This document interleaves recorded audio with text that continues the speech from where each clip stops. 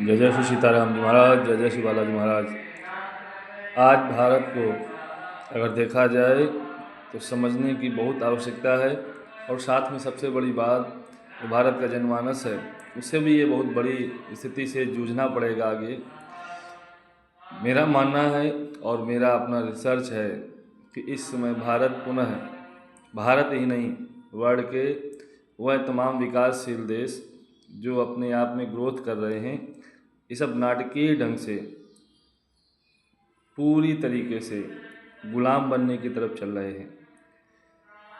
हम सुबह से लेकर रात तक जितना भी श्रम करते हैं उसका बहुत बड़ा भाग ही नहीं बल्कि संपूर्ण भाग या तो बैंकें या तो मल्टीनेशनल कंपनियों के पास चला जाता है। जनता के पास कुछ भी शेष नहीं है। और अगर देखा जाए तो भारत में अगर अर्थव्यवस्था का मूल स्वर्ण को माना जाता है तो धीरे धीरे करके सभी बाहरी कंपनियों ने उस स्वर्ण को भी ठग विद्या के माध्यम से भारतीय जनता के पास से निकाल लिया है। जो शेष बचा वो निकाला भी जा रहा है।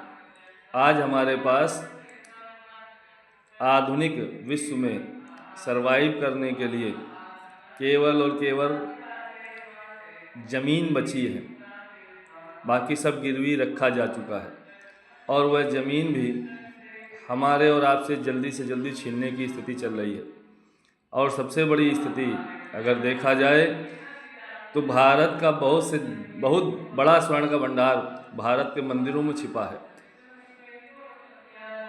और यह हिंदुत्व की लहर जो चल रही है, ये महामंडलेश्वर और तमाम प्रकार के जो मंदिरों के पीठाधीश्वर हैं, इनको भी बरगला करके इनके द्वारा एकत्र भारतीय जनता का स्वर्ण इनसे भी छीन लिया जाएगा। बड़ी विकट स्थिति है। मेरे बात को सभी बड़ी गंभीरता से समझें, और ये तमाम जो भी स्थितियां बिगड़ी हैं हमारे हिंदुत्व को लेकर के, हिंदू धर्म पंथ में लेकर के, सवर्णों को लेकर के, ये केवल और केवल चाल है हमारे अर्थव्यवस्था को वश में करने का। अब हिंदुत्व की नहीं, भारत की रक्षा के लिए संपूर्ण जितने भी आध्यात्म के क्षेत्र हैं इनकी एक बृहद मीटिंग होनी चाहिए।